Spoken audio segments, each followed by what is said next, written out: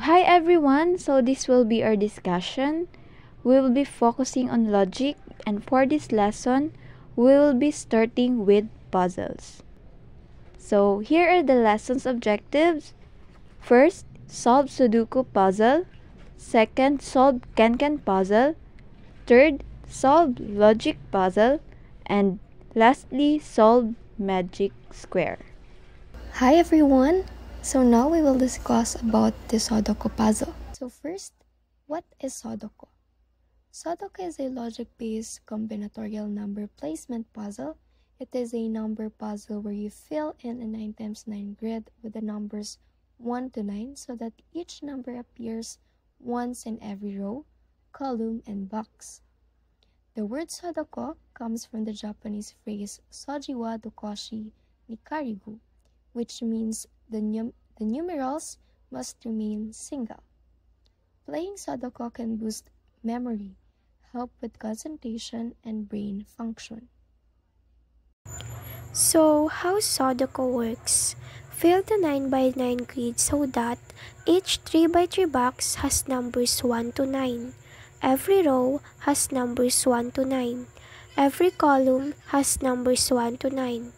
But here's the catch: no repetitions in any 3x3 box, row, or column.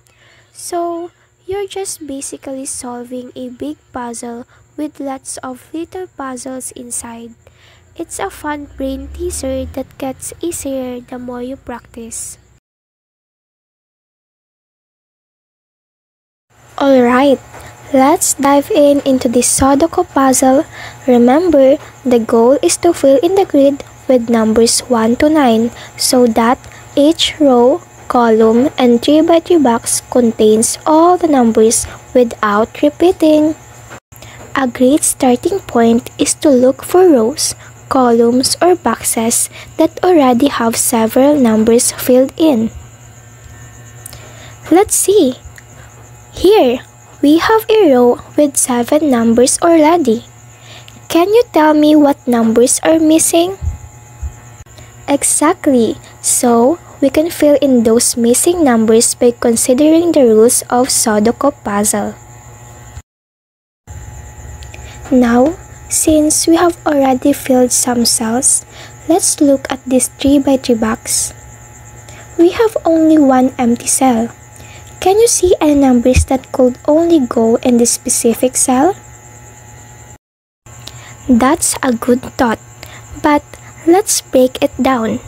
Remember, each number can only appear once in a row, column, and box. So, if we look at this cell, we can see that the only missing numbers to complete numbers 1 to 9 is 2. That means 2 is the missing one. As we know this one, we will start to see patterns and strategies to complete this puzzle. Don't be afraid to try different approaches and make mistakes. That's how we learn.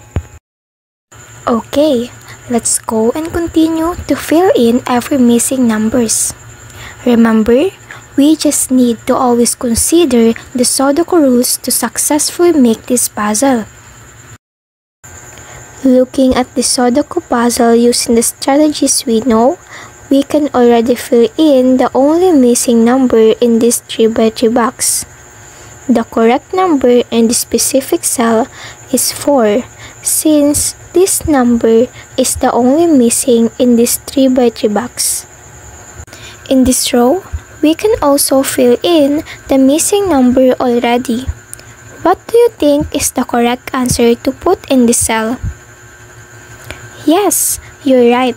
It's number 4, since in this row, the only missing number to complete 1 to 9 is 4. At this point, we need to keep scanning the entire puzzle and look for another box or cell that we can easily have a solution for. Here, in this row, we can easily identify the 3 missing numbers, considering the Sudoku rules. What do you think the missing numbers are? Yes, you get it right. It's 5, 8, and 1. Next in this row, there are only 2 cells that we need to fill up. What do you think these numbers are? Yes, it's 9 and 7. Let's again search for a spot where we can easily have a solution. Here, in this column, we need to complete the 3 missing cells. By considering the rules in Sudoku, we can identify that the correct numbers are 1, 6, and 5. Let's move and give a solution to this 3 by 3 box. As you can see, there's only 2 numbers missing. What do you think it is? Yes, it's 3 and 2. Since inside of this 3 by 3 box, these numbers are only missing.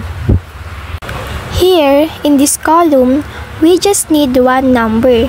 What do you think it is? Right, it's 6. How about the 2 missing numbers in this 3 by 3 box? Yes, you got it right. It's 4 and 3. Let's go back to this 3 by 3 box. What do you think are the 2 missing numbers? Yes, it's 3 and 1. Let's move to this row. As you can see, there are only 2 numbers missing, and these numbers are 5 and 8. In this another row, the only missing number is 4. In this row, we can assume that the only 3 missing numbers are 9, 1, and 2 by considering the rules of Sudoku. Look at this column. Only 1 number is missing. What do you think it is? Yes, the only missing number is 2. In this 3 by 3 box, there are only 4 numbers missing. Since there are already several numbers and only 4 numbers are missing, we can say that the missing numbers are 3, 1 and 7, 4. Now, we're finished answering this Sudoku puzzle. It's just easy and fun, right? Let's go and solve another problem.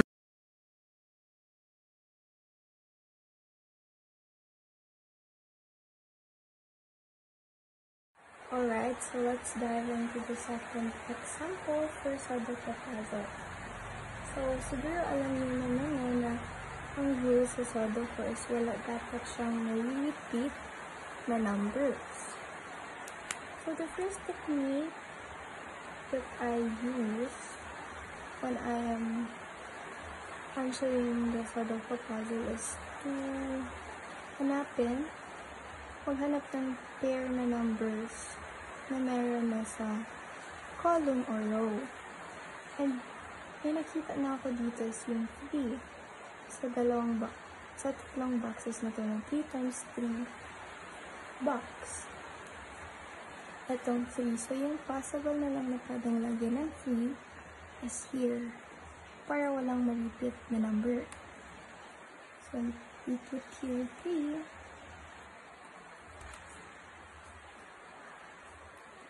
And now, the 5. So, dalawa yung, so meron ng 5 dito sa isang box, and may 5 na din dito sa isang box. So, yung possible na lang na pwedeng lagyan ng 5 is dito sa dalawang to. So, dito, meron ng 5, and dito meron na din 5. So, yung possible na lang na pwedeng lagyan ng 5 is dito. So, we put here 5.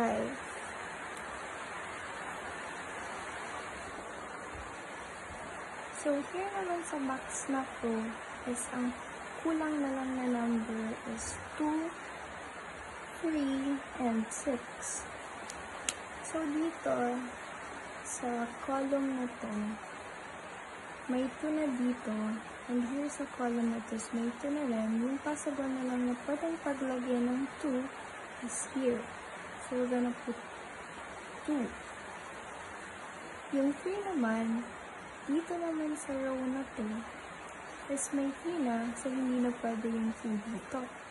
So, So, dito na lang yung possible na pwedeng lagyan ng 3. So, we put 3 here. And yung 6, kasi ito na lang naman yung natitirang cell. So, dito na siya. So, complete na yung box na to. So, here sa row na to, ang kulang na lang na number is 4, 2, and 9. So, dito sa box na to, may 2 na. So, yung possible na lang na pwedeng lagyan ng 2 is dito. So, I'm gonna put 2 here. And dito naman, sa column na to, may 9 na. So, di na pwedeng lagyan ng 9 dito. I'm gonna put 9 here. So, yung kulang lang na number is 4. So, complete na to ang row na to. Dito naman sa row na to may 4 na. Dito sa row na to may 4 na. Dito sa row na to wala pang 4. And yung possible na lang na pwedeng paglagyan ng 4 is here sa box na to. So, pareho ng row is may 4 na. Dito naman, may 2 na dito sa box na to. And may 2 na rin dito sa box na to. So, yung possible na lang na pwedeng lagyan ng 2 is dito sa dalawa. Pero dahil sa column na to is may 2 na, dito na lang pwedeng lagyan ng 2 kasi may 2 na dito sa column na to. So, we're gonna put 2 here.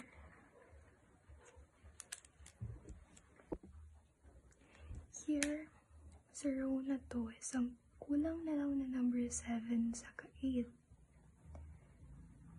So, dito, sa column na to is may 7 na, and sa column na to is may 8 na din.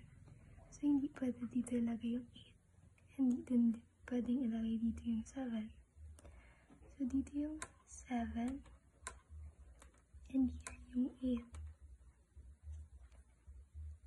So, complete na to row na to. And dito naman sa box na to is may 2 na. And here is may 2 na. So, yung row nila is may 2 na rin. Yung row na lang nito yung wala. Ang possible na lang na pwedeng lagyan ng 2 is tong dalawang cell na to. However, may 2 na dito sa column na to, so hindi na siya pwedeng lagyan ng 2. So, dito na lang yung, dito na ilalagay yung 2. So, yung kulang na number dito sa box is 5, 6, and 9. So, saan natin ilalagay yung 5? Dito sa row na to is may 5 na. Dito naman sa row na to is may 5 na. So, yung possible na lang na pwedeng lagyan ng 5 is tong dalawang cell na to. However, may 5 na dito. So, dito na lang yung possible na pwedeng lagyan ng 5.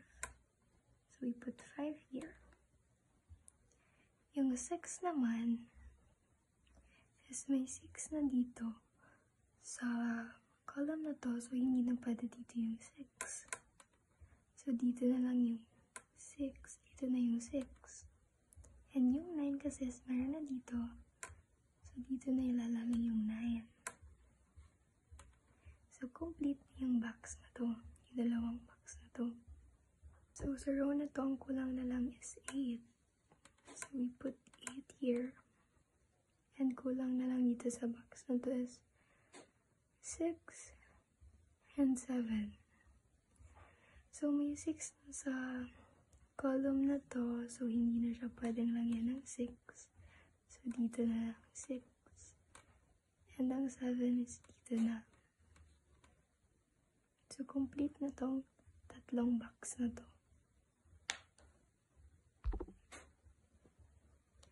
So, ang kulang na lang sa column na to is 4, and 5. However, meron ng 4 dito sa box na to, and may 5 na din sa box na to. So, hindi na pwedeng ilagay yung 5 dito and yung 4 dito. So, ilalagay ko yung 5 dito and yung 4 here. So, complete na yung column na to. So, sa column na to is ang kulang na lang is 1 and 9. So, here, sa row na to is may 9 na. So, hindi na possible yung 9 na ilagay. So, dito na yung 9. And yung 1 is here.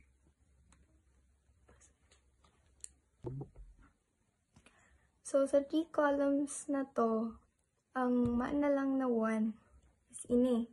So, dyan na lang ang pwedeng kaganing 1. So, sa box na ni, ang kulang na lang na number is 4, 7, and 8. So, here sa column na to is hindi na siya pwedeng lagyan ng 4 kasi may 4 na here. So, ang possible na lang na pwedeng lagyan ng 4 is ining duwang salda na eh. However, may 4 na here. So, di na pwedeng lagyan ng 4 dito. So, ang 4 is igdi.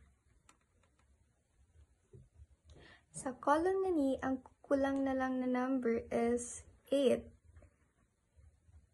So, we're gonna put 8 here. And ang kulang na lang sa box na ni is 7. So, complete na ang box na ni. So, sa row na ni, ang kulang na lang is 9. So, we're gonna put 9 here. And sa box na ni, ang kulang na lang is 6. So, complete na ang box na ni. So, sa box na ni, ang kulang na lang is 1. And dito sa column na to is 6. So, 1 and 6. And sa box na to, ang kulang na lang is 8 and 9. But sa row na to is may 9 na. So, hindi na pwedeng ilagay yung 9 here. So, dito na yung 9. And here yung 8. Sa box na to is kulang siya ng 5. However, dito sa row na to is may 5 na. Sa column na to is may 5 na. And sa column na to is may 5 na. So, dito na lang yung possible na pwedeng lagyan ng 5.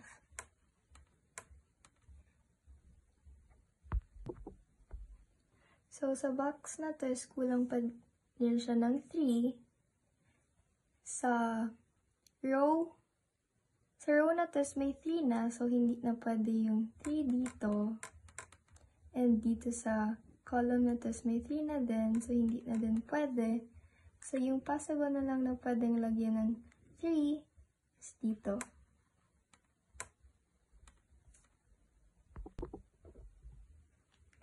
Sa row na ni, ang kulang na lang is 7. So, we're gonna put 7 here. And sa box na ni, ang kulang na lang is 8 and 1. So, sa column na ni is may 1 na. So, and sa column na ni is may 1 na din. Dito na lang yung possible na pwedeng lagyan ng 1. And dito yung 8. Sa box na ni, ang kulang na lang is 4, 7, 8, and 9. So, sa column na to is may 4 na, and dito is may 4 na din. So, dito na lang yung possible na lagyan ng 4. And may 7 na din dito, sa column na to, and may 7 na din dito sa row na to. So, dito na lang yung 7.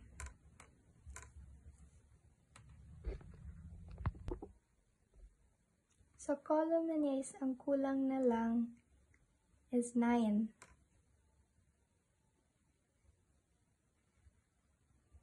And sa row na to is ang kulang na lang is 8. And sa column na to, ang kulang na lang is 6. So, we're all done.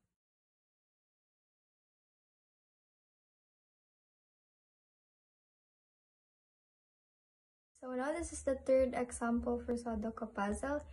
You can pause the video and try to answer this.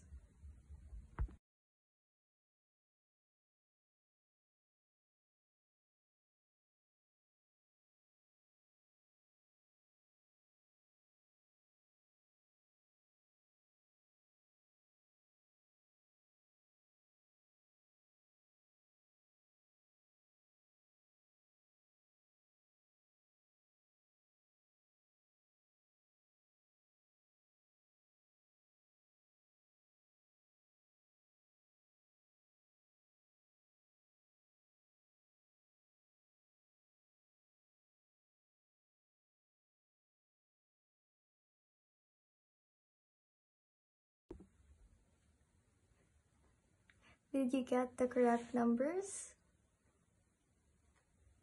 Okay, well done! Here is another practice puzzle to complete.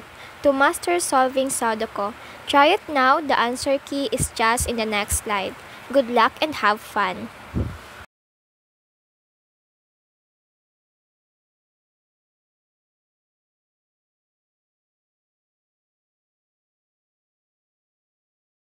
We are done solving the Sudoku puzzle. As you can see, it was quite simple and fun with a bit of logic thinking. I hope you enjoy and get the strategies right. See you in the next puzzle. So, what is Kenken puzzle?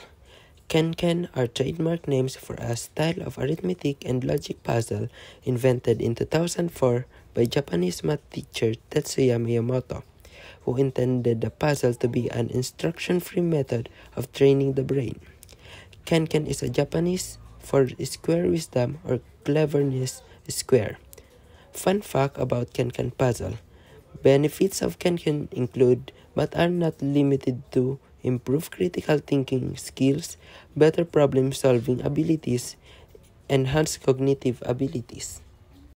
How is Kenken different from Sudoku? Kenken puzzle uses math like addition, subtraction, multiplication, and division.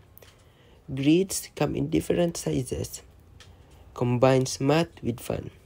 While Sudoku puzzle, no math needed, it's just logic, always a 9x9 grid, and focuses only on patterns.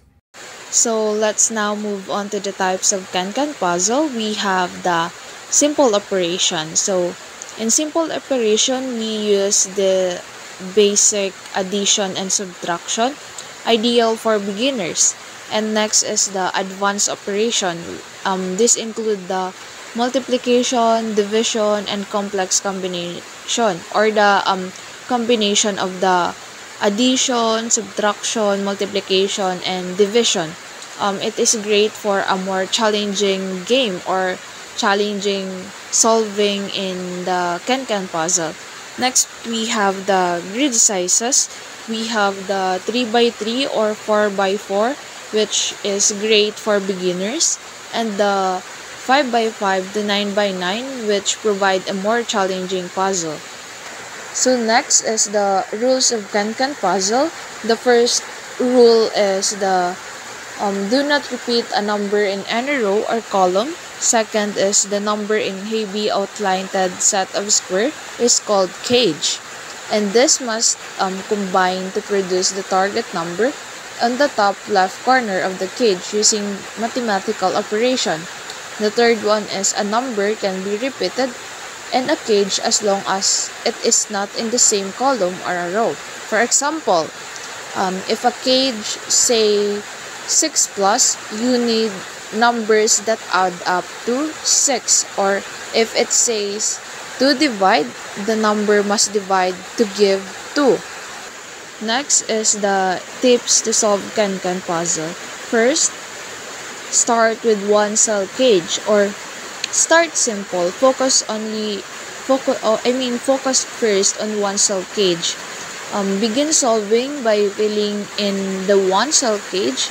These are the easiest because they already given you the exact number to place.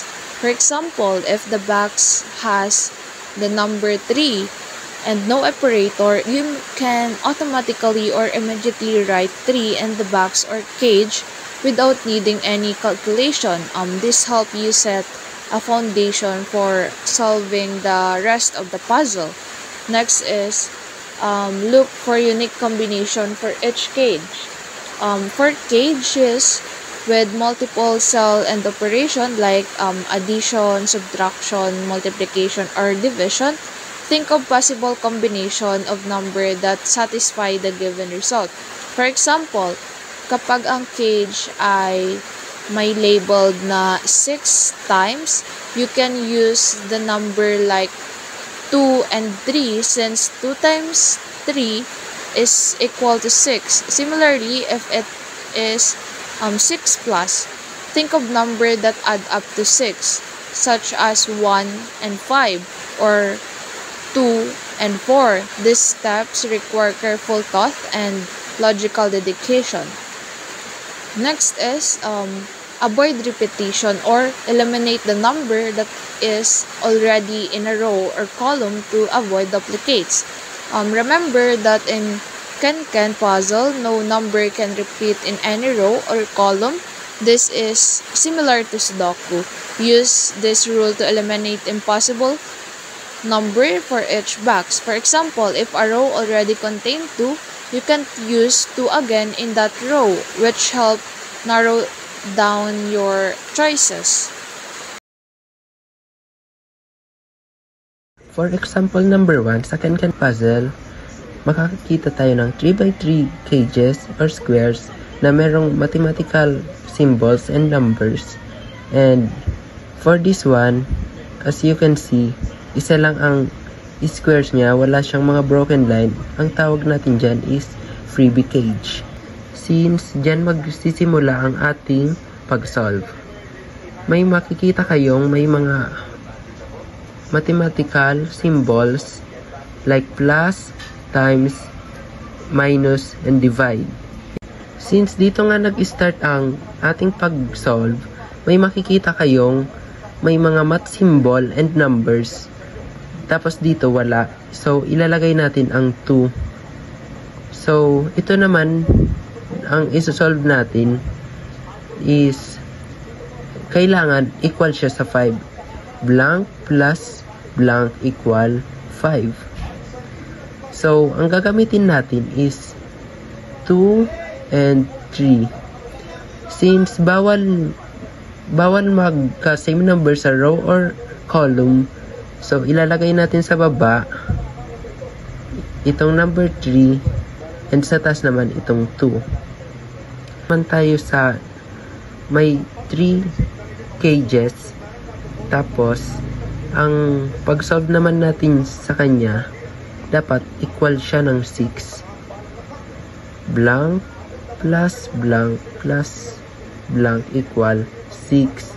So, gagamitin natin is 1 plus 2 and plus 3.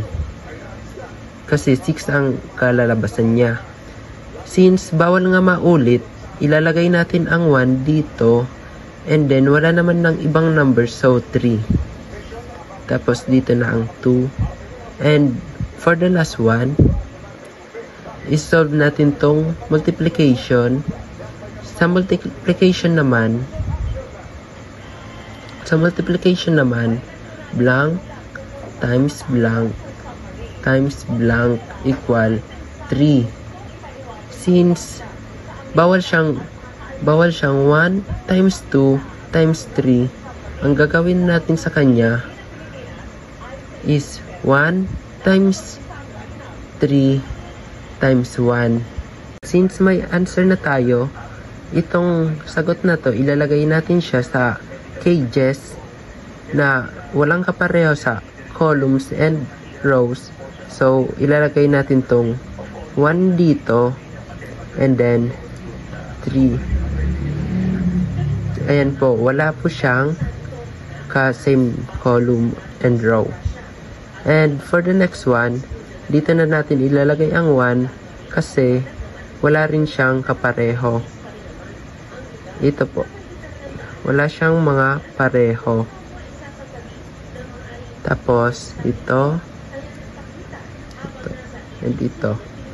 Wala po siyang mga kapareho. So, yun na po sa example number 1. For additional info, since 3x3 ang ginamit nating box, ang gagamitin lang natin na number is 1, 2, and 3.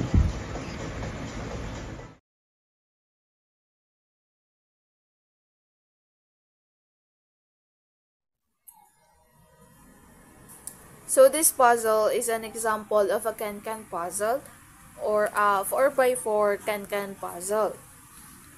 So in playing or solving a can-can puzzle, we should fill the blank square so that each row and each column contain all the digits from 1 to 4 or whatever the size of the puzzle is.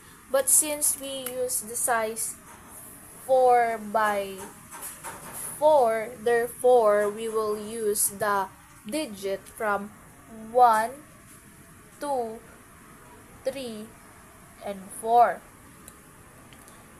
So this heavy lines are what we call cage, and this must contain a group of number that can be combined to produce the result in the cage with the indicated math operator.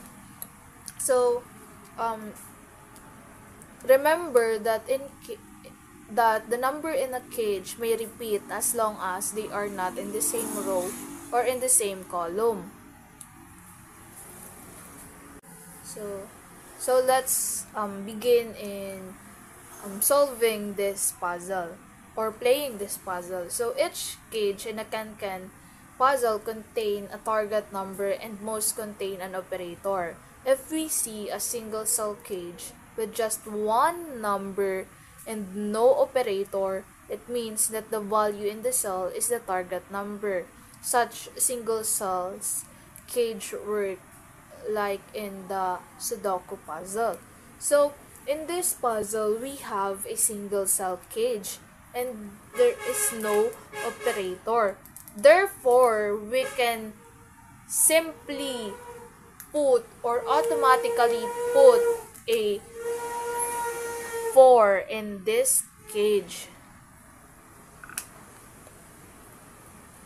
Whenever we place a number in a cage, this narrows down the possibilities of the other cells. So we want to look for that. In this puzzle, we know that this 7 plus cage in the third column must contain the 3 and 4.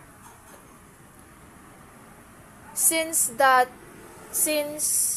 is the only possibility that adds to 7, given that we just placed 4 combined with the rule that we must use each number exactly once in a row and in column, we can now tell which in the cage shall contain the 3 and 4.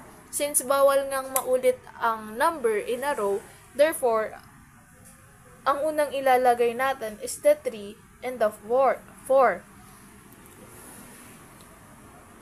Para walang maulit na number in a row. So, we can now tell that these 2 empty cells in the third column can contain the number 1 and 2.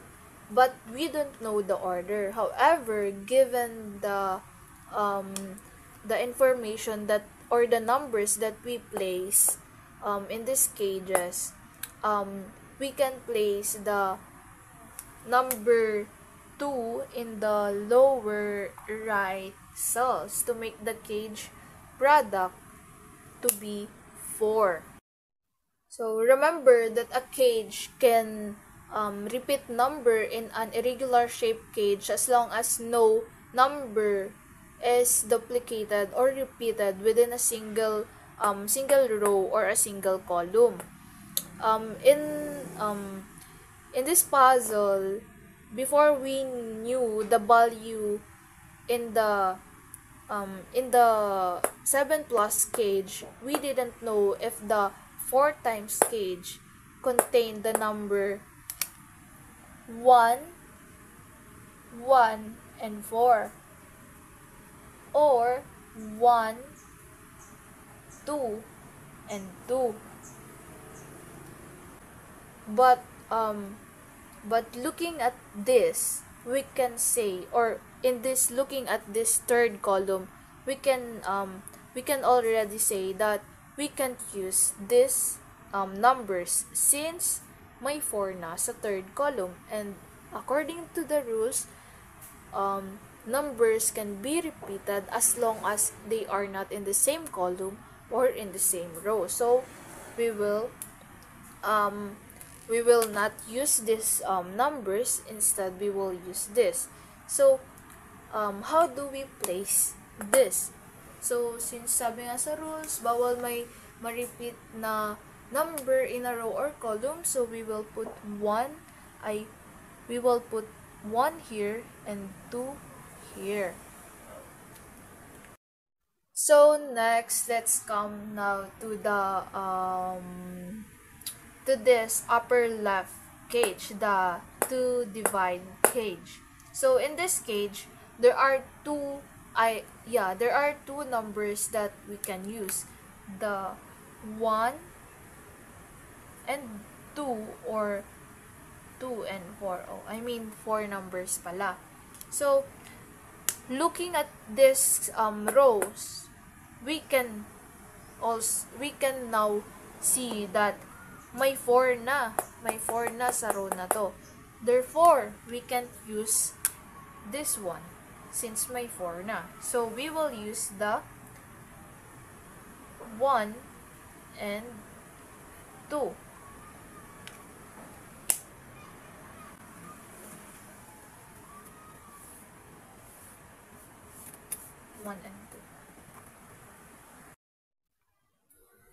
So next, let's now take a look at the second column, the 3 minus cage. So the only possible number that we can put there is the 3 and the 4 and 1. So since may 4 na sa second row, we can put the 4 here. So we will put the 1 here and the 4 here. So next is, let's now guess what number to put in this 1 minus cage and in this 1 minus cage also. So first, in this cages, we can put the number 1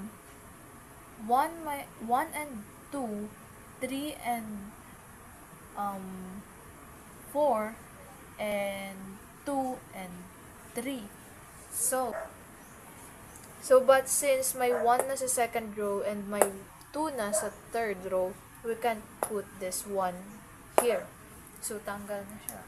So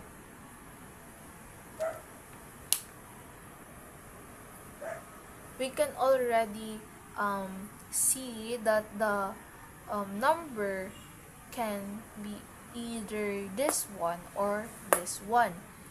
So we will put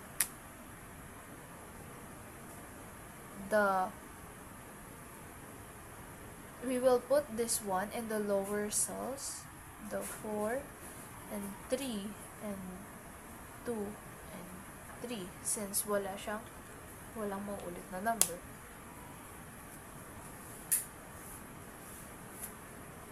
So next is the 2 minus cage. This is the last cage. So yung available number na lang na pwede nating ilagay is the 3 and 1, since may 3 na sa baba and may 1 na sa taas, we can put 3 here and 1 here. And finally, we wrap up the puzzle by placing the last 2 numbers in the 4th column. So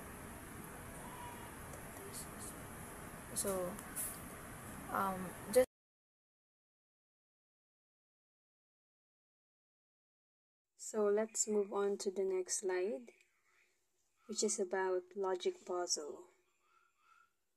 What is logic puzzle? A logic puzzle is a type of puzzle that requires deductive reasoning to solve. These puzzles typically involve a set of conditions or clues that you must use to logically figure out the solution. The key is to carefully analyze the information provided and eliminate possibilities until you find the correct answers. So here are some types of logic puzzle. First is grid-based puzzle. These puzzles use a grid where you must match items based on clues like people, places, or objects. And the second one is arithmetic puzzle. a problem that involves numbers, operations, and blanks, and the goal is to fill in the blanks to make the equations true. And the last one is deductibles reasoning puzzle. These puzzles provide several statements or conditions, and you must deduce the truth based on those. So here are the step-by-step solution for example number 1. Let's solve a grid logic puzzle step by step. We'll use a small 3x3 one. These puzzles can get more complex, but you use the same basic steps in all of them. Grid puzzles all have clues. You can assume the clues are true. Then there's a grid. The words on the edges connect the grid to the clues. Also, there's a background story you can assume it's true. Let's read it. Raiko, Carlos, and Ida bought ice cream cones. Each person chose a different flavor. The flavors were mint chocolate chip, vanilla, and strawberry. Use the clues to figure out who chose which flavor. So here are the clues.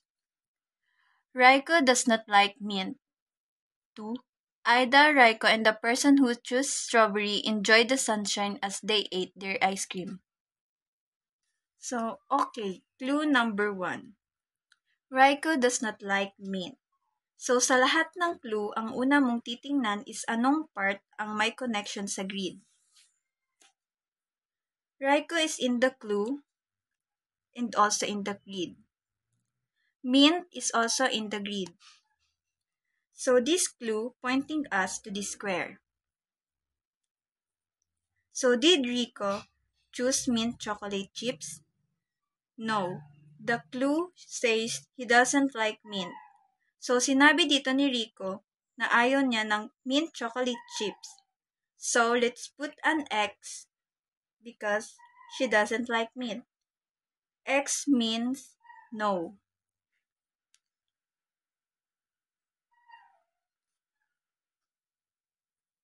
Clues number 2.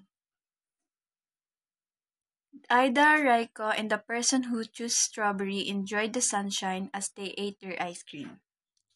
So, sa lahat ng clue, ang una mo ulit titingnan is anong part ang may connection sa grid. So, Ida and Rico is nasa grid. Check the clue again.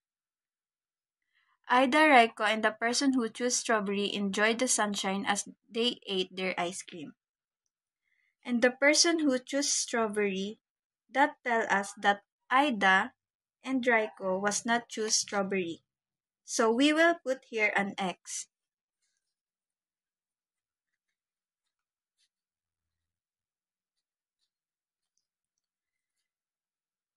Because someone chose strawberry and that is Carlos. The only square left is Carlos. So we will put a dot and the dot means yes.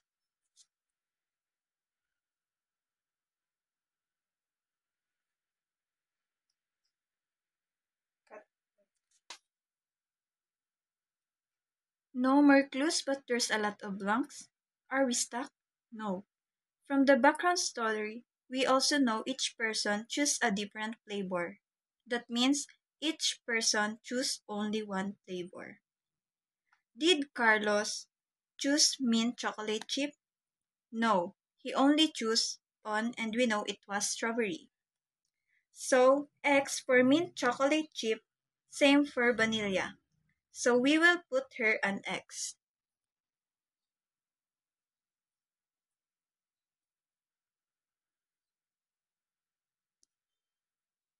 Now, pumunta naman tayo kay Rico. There's only one flavor without an X. She didn't choose mint chocolate chip and strawberry, but she chose vanilla. So we will put her a dot.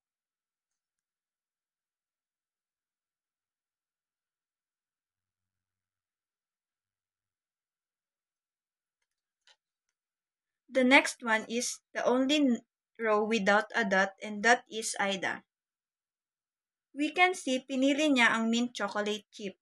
because in the mint chocolate chip column, siya na lang ang wala pang dot.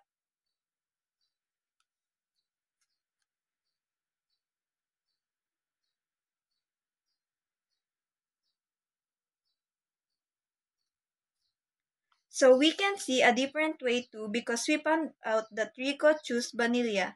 That means Ida didn't choose vanilla. So we will put an X here.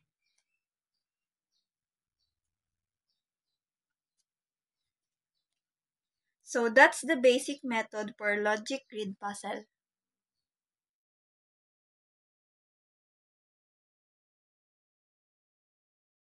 So here are the step-by-step solution for example number 2. 3 children, Carl, Noel, and Nas, each have a different favorite color, blue, green, and red, and different pet, cat, turtle, and fish.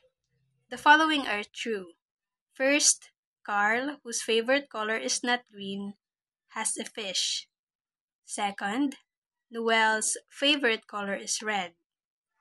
And the last one is the kid who likes green also has a turtle. So, i-determine natin dito kung sino sa tatlong ito. So, kung ano ang kanilang favorite color and kanilang mga difference. Okay, so ngayon we will use this table here to answer the logic puzzle. So, given these clues, first clue is Carl, whose favorite color is not green, has fish. Noel's favorite color is red. The kid who likes green also has a turtle. Okay, dito sa first column, ilagay natin yung name ng mga children. We have Carl, Noel, and Nas. Then, gawa din tayo ng another column para sa color. And another column para sa pet. Notice that dito sa first row, we fill that up for Carl. Because according to number 1, Carl, whose favorite color is not green, has a fish. So, dito sa first row, we have a fish as the pet of Carl.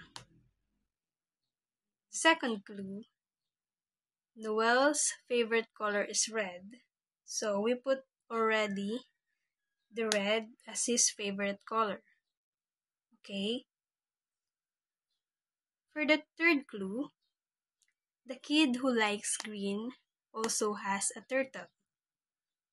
So, hindi natin pwedeng ilagay yung turtle dito, no?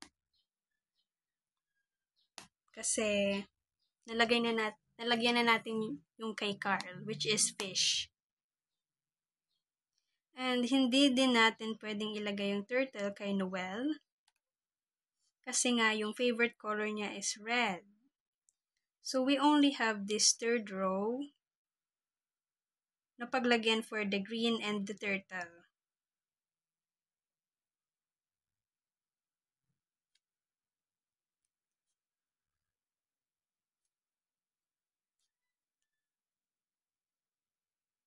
Okay, so we have this green for Nas, and the pet is turtle.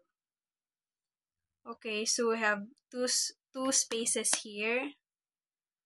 So, to check kung ano ba talaga yung kulang, so balikan natin ito, example.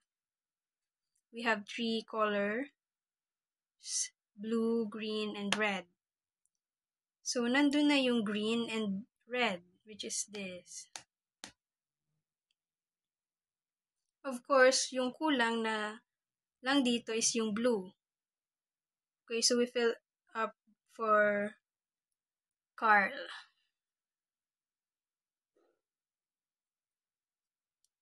So, we have the last one space here. So, the pet, we already have fish and turtle. So, yung kulang na lang, according to this one,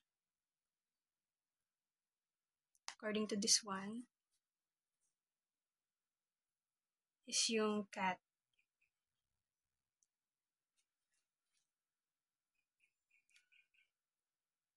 So, kompleto na yung table natin. So, we can see from this table na ang favorite color pala ni Carl ay blue.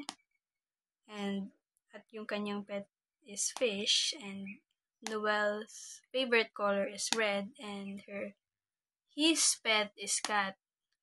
And for Nas, his favorite color is green. And his pet is turtle. That's it.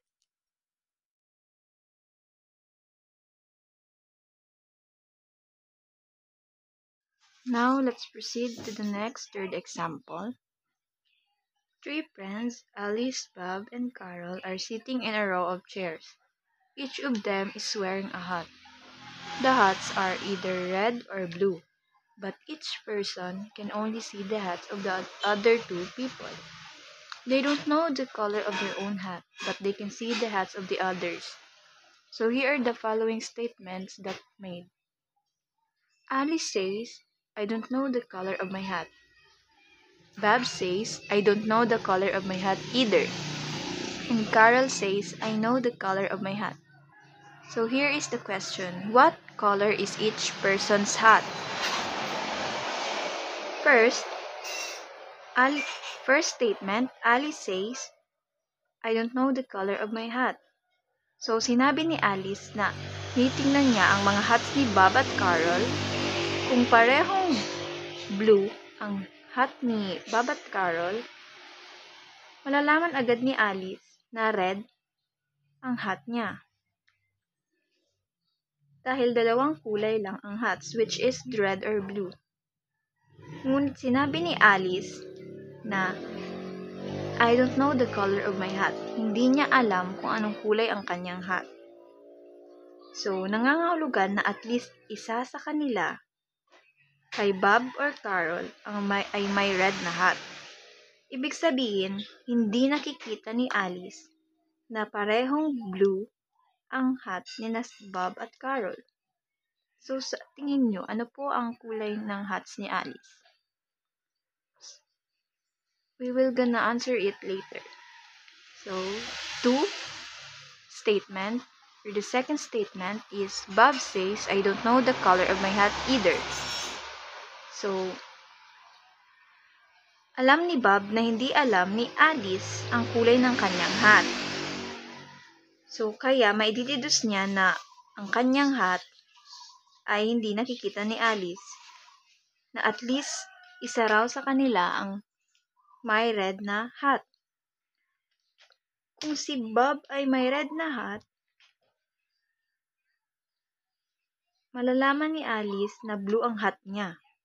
Dahil makikita ni Bob si Carol na may red na hat at malalaman niyang blue ang hat ni Alice. So, ibig sabihin nito, sa second statements pa lang, alam na ni Bob na si Alice ay kanyang hat ay kulay blue. So, the color of Alice's hat is color blue. So, we will put her a blue.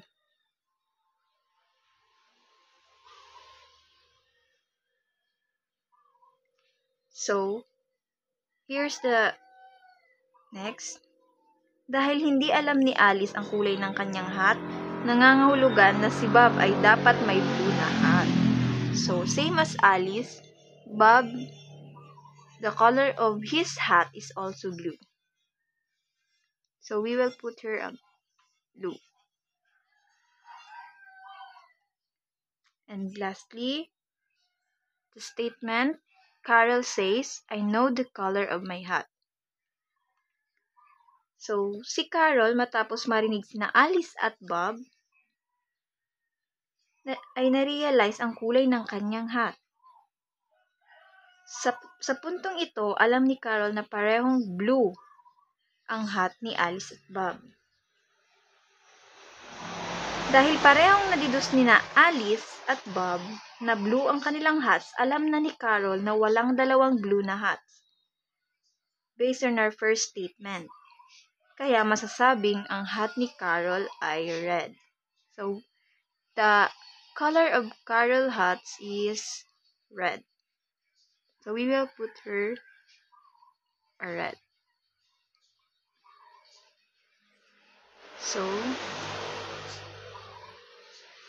So we answer the questions of this statement. So Alice, the color of her hat is blue. The same as Bob, the color of his hat is also blue. And lastly, Carol, the color of her hat is red. Thank you.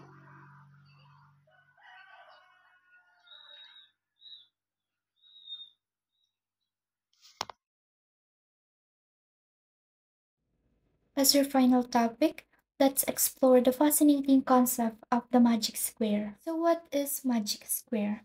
A magic square is a square grid where each cell contains a unique positive integers and the sums of the numbers in each row, column, and both diagonals are equal. This sum is called the magic constant or magic sum. So, a magic square is a fascinating mathematical puzzle that has captivated mathematicians for centuries. It consists of a square grid where each cell contains a unique positive integer.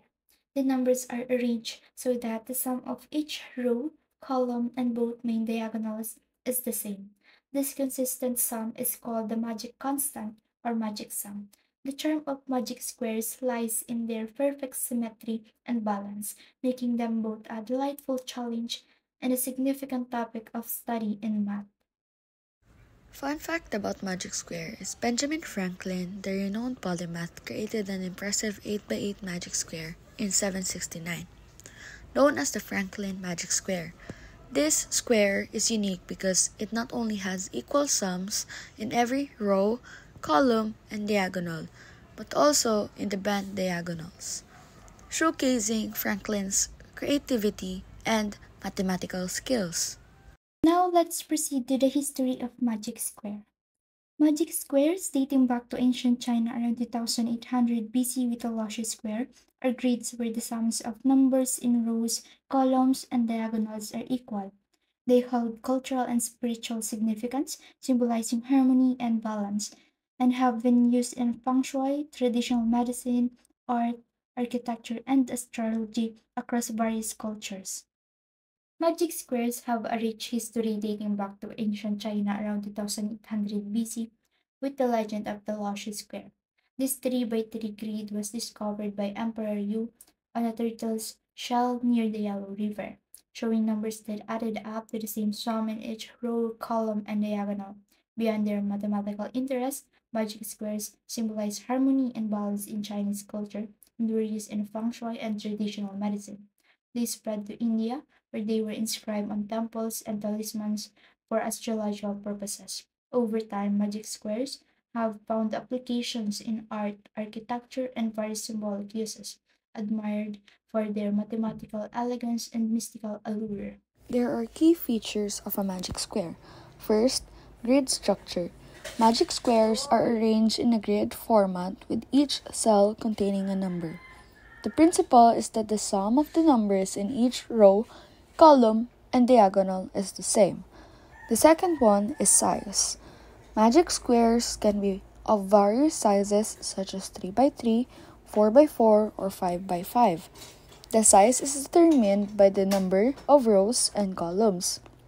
For example, a 3x3 magic square has 3 rows and 3 columns, totaling 9 cells. The magic constant is the sum you get when you add up the numbers in any row, column, or diagonal of a magic square. This constant sum is calculated using the formula n times n squared plus 1 over 2, where n represents the number of rows or columns in the magic square.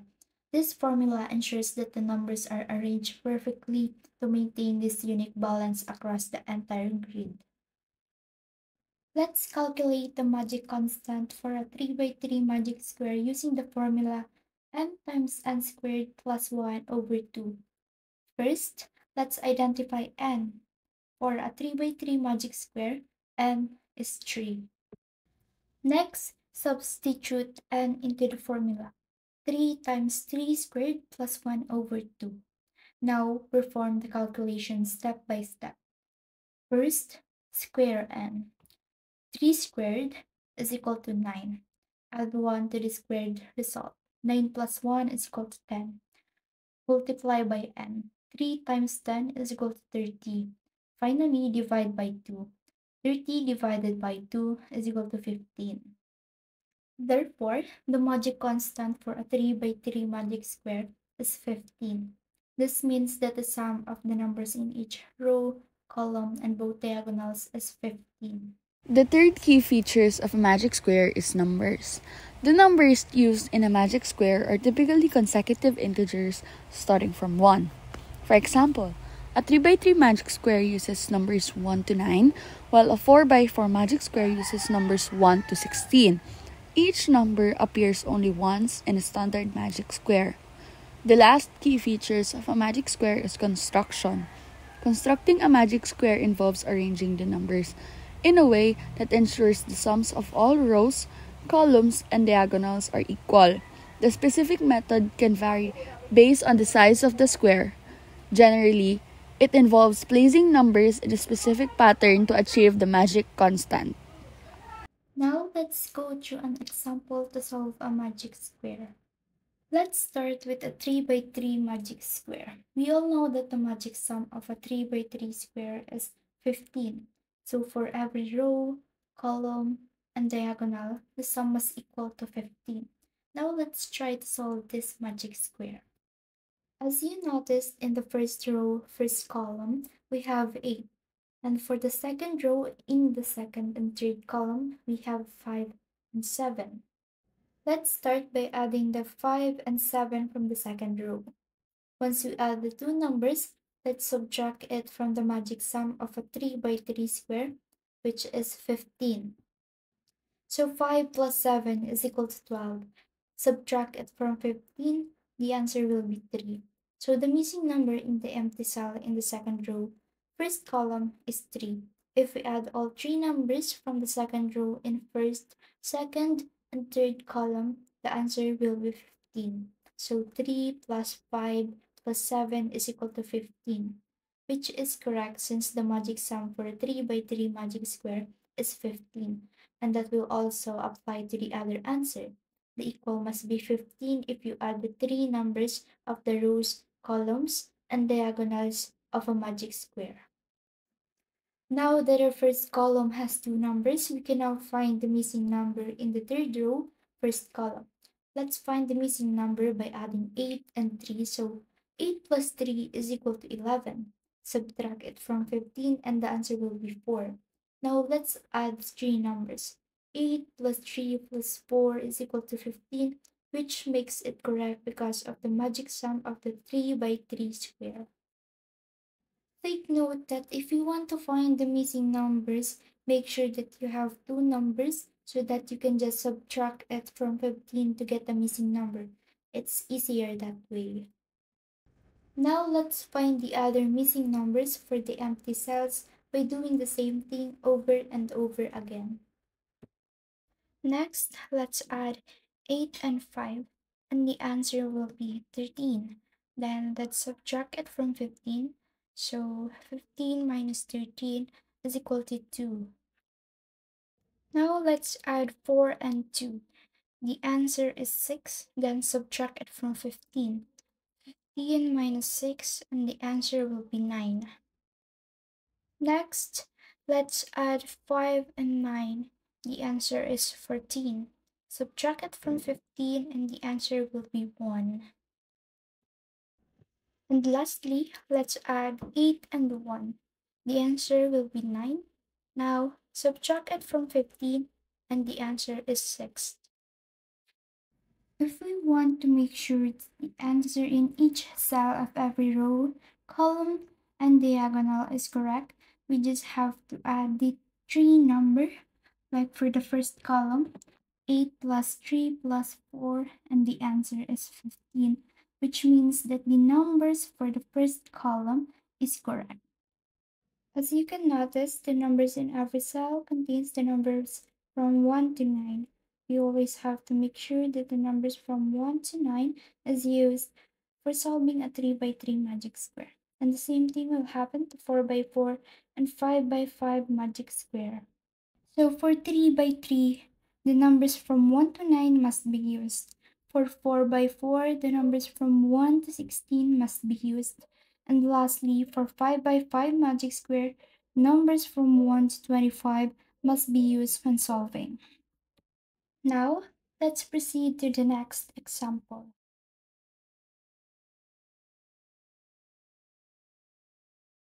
Hi everyone, so we're going to solve this example number 2, 4 by 4 magic puzzle naman. So before we begin, we need to find first the magic sum of 4 by 4. We need to use this formula. So ang magic sum ng 4 by 4 is 34. Now, alam na natin ang magic sum ng 4 by 4, kaya ma-start na tayo mag-solve dito sa mismong puzzle. Para makuha natin yung 34 sa kada row, sa kada column, sa kada diagonal, kailangan natin maghanap muna ng tatlong numbers na nasa isang row. Pag nahanap na tayo, ipa-plus-plus na natin yun. Tapos, aalamin natin kung ilan pa yung kulang para malaman natin kung pasok ba siya sa 34.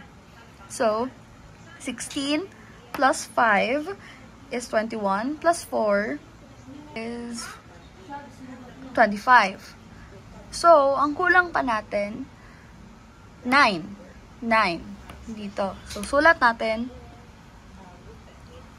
9. Next naman, dito.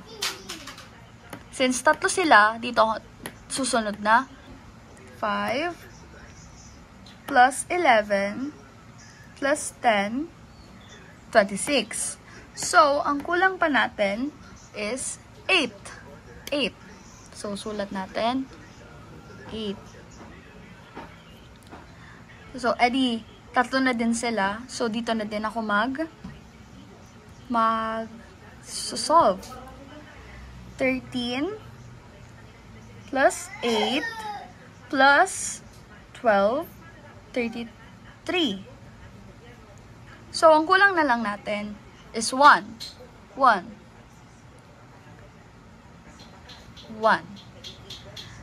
Pwede naman pa-diagonal. Dito, pa-diagonal. Since tatlo naman sila, try natin sa pa-diagonal naman. 13 plus 10 plus 4. 27. So, 7 ang kulang natin. 7. Sulat natin dyan. Next naman is dito. Dito naman. 4 plus 14 plus 1 is 19. So, ang kulang pa natin is 15.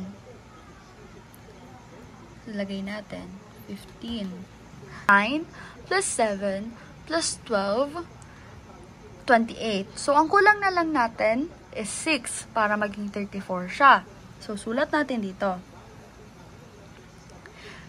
Dito naman, since tatlo na sila, pwede na natin silang isolve. So,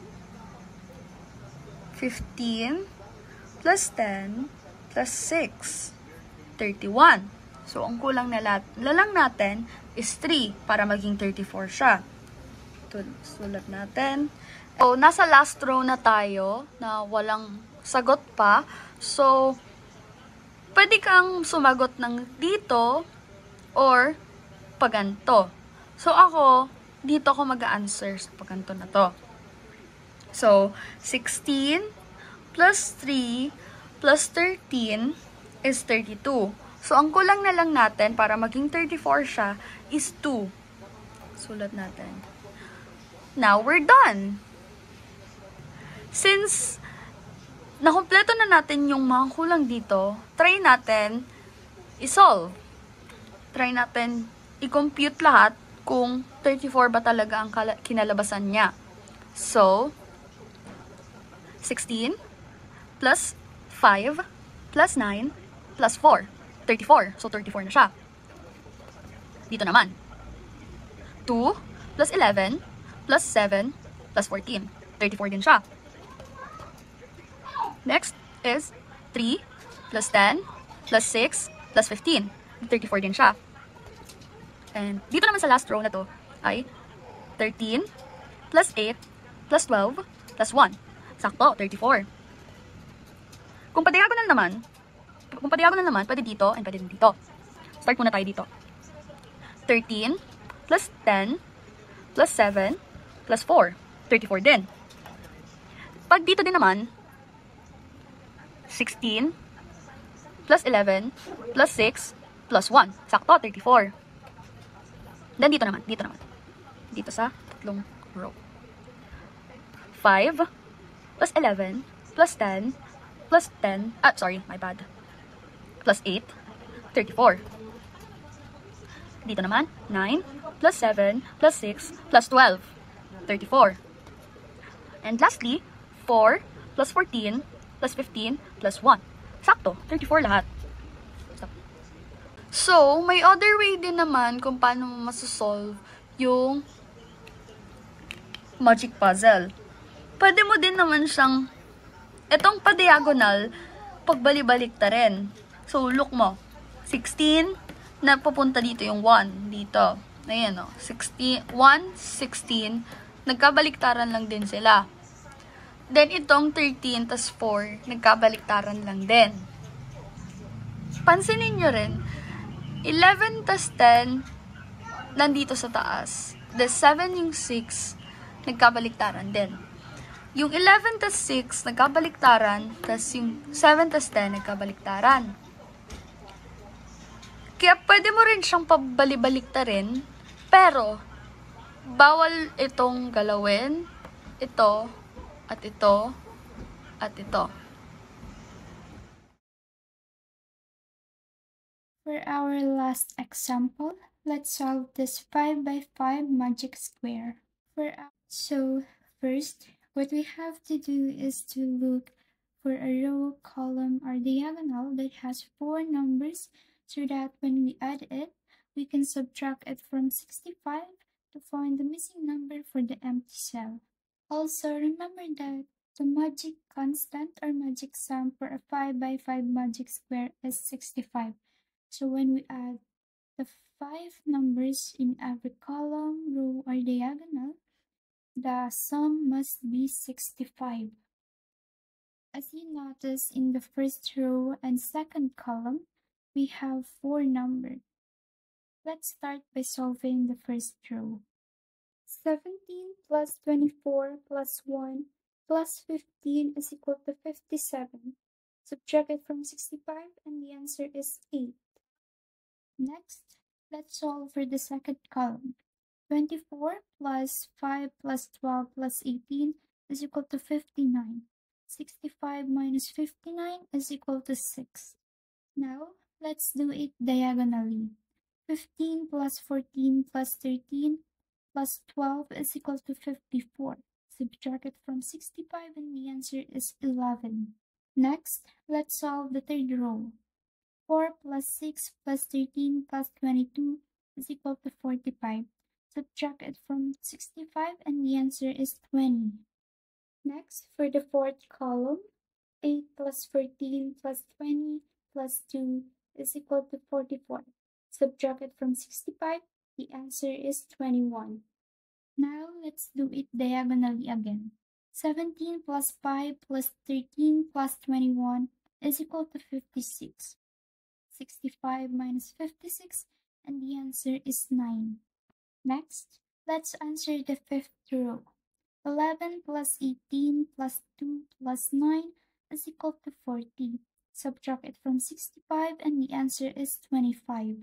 Let's finish it by finding the numbers of the remaining empty cells.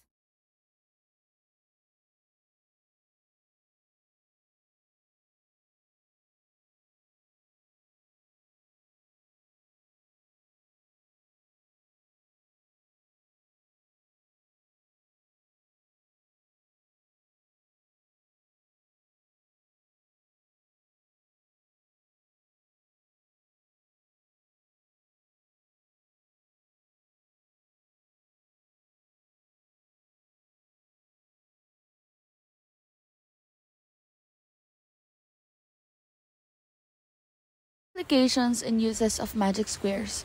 Magic squares are not just mathematical curiosities. They have practical applications in fields such as cryptography, computer algorithms, and even in artistic designs. They are used to create puzzles and brain teasers that help in developing logical thinking and problem solving skills. Thank you for listening and joining us to learn how to solve these different kinds of puzzles. We do hope that you'll have a great day ahead.